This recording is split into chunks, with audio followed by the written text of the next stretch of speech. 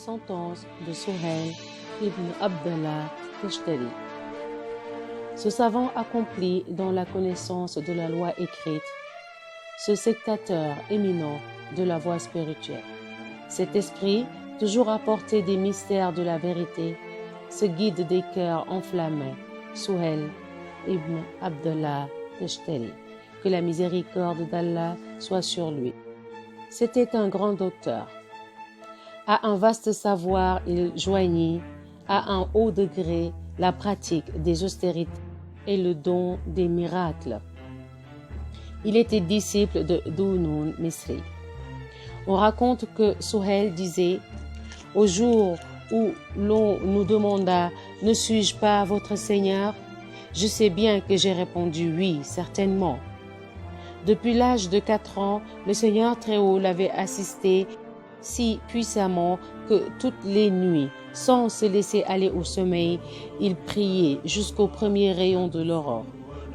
Il avait une frère aînée qui, témoin de ses austérités, lui disait en pleurant « Oh Suhail, couche-toi et goûte un peu de repos. » À la fin, il prit un essor de plus en plus élevé.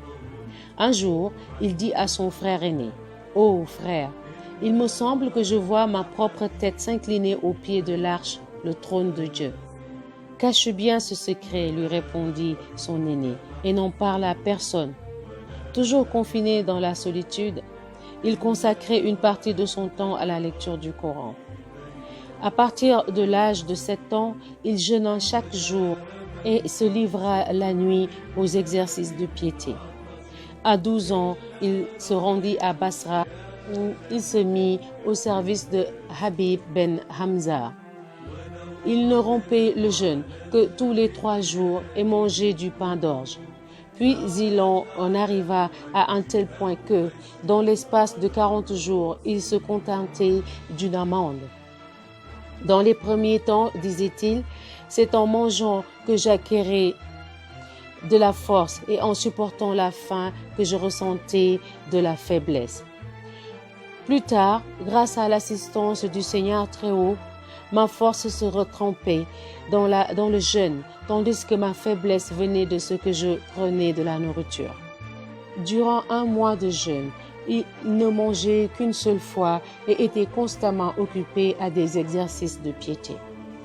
Ayant distribué au peuple tout ce qu'il possédait, il prit la direction de la Kaaba et dit à sa sensualité « Maintenant, il ne me reste plus rien, ne me demande donc rien. » Lorsqu'il fut arrivé à la ville de Koufa, sa sensualité lui dit « Jusqu'à présent, je ne t'ai rien demandé.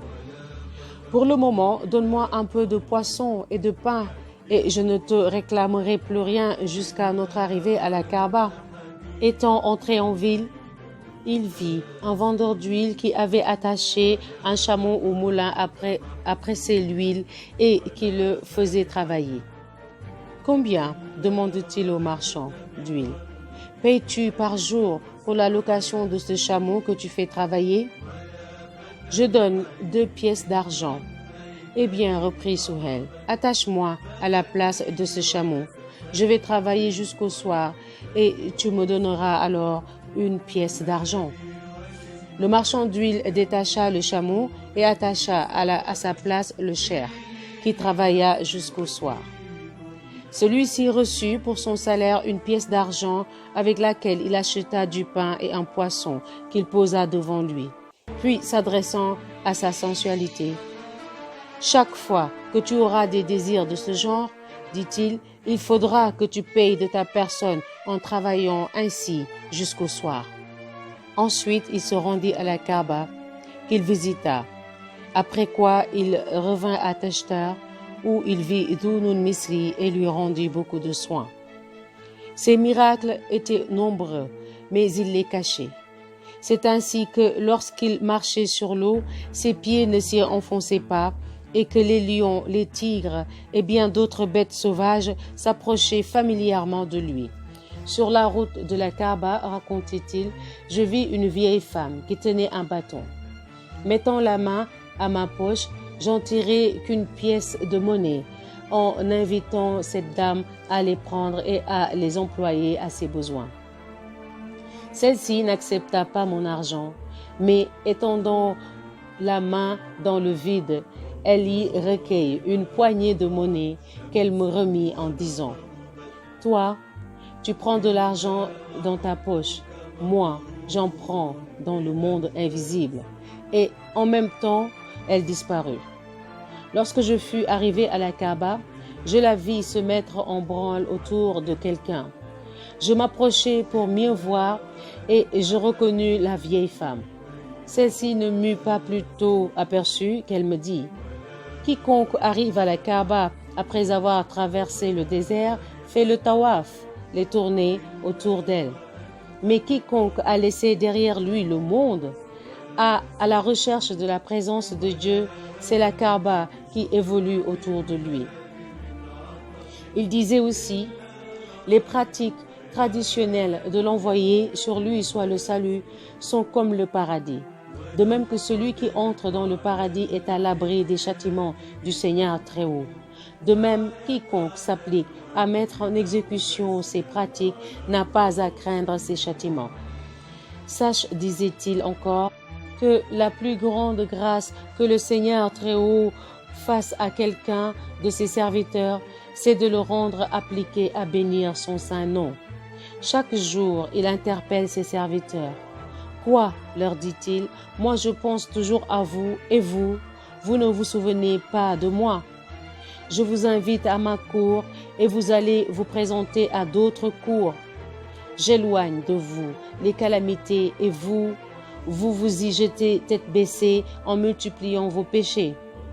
Demain, au jour de la résurrection, que répondrez-vous pour vous justifier? » À ces derniers moments, 400 de ses disciples arrivés à la perfection se tenaient près de lui. « Après toi, lui demandait-il, qui s'assoira à ta place? Qui montera dans ta chair pour y prononcer des homélies? » « Il y a ici, répondit le cheikh, un adorateur du feu appelé Shad Dil, cœur joyeux. C'est lui qui montera dans ma chair et s'y installera à ma place. » « Quoi donc, lui dirent les assistants. Tu as 400 disciples remplis de savoir et c'est un adorateur du feu que tu lègues le soin de te remplacer? Amenez-moi, Shad Dil, s'écria le cheikh. Alors s'adressant à lui, 3 jours après ma mort, tu monteras dans ma chair, dit-il, et tu feras l'homélie. Puis il expira. 3 jours après arriva Shad Dil, portant sur la tête le bonnet des adorateurs du feu et la ceinture autour des reins. Il monta dans la chair et dit « Ami, votre cheikh m'a envoyé en ambassade vers vous et m'a adressé ces paroles. Allons, Shad Dil, voilà le moment de couper cette ceinture et de jeter ton bonnet. » Alors coupant sa ceinture avec un couteau, il s'en débarrassa, il jeta aussi son bonnet, fit aussitôt l'acte d'adhésion à Muhammad et s'écria « Ami, je viens de couper et de rejeter ma ceinture extérieure. À votre tour, renoncez aux mauvaises actions et rejetez la ceinture intérieure. » Les assistants fondirent en larmes et beaucoup d'entre eux firent pénitence. Le jour même où l'on enleva le corbillard qui contenait les restes du cheikh, au milieu d'un grand concours de peuple, un adorateur de feu s'écria « Ô musulmans, ce que je vois, le voyez-vous? Eh bien, je vois les anges descendre par troupes du haut du ciel pour venir frotter leur tête contre le corbillard et s'en aller ensuite. » Et sur le champ, il prononça la profession de foi et renonçant à la religion des adorateurs du feu, se fit musulman. Salut. Masha'Allah. Les prochains sentences seront de Cheikh Ma'rouf Kharqi.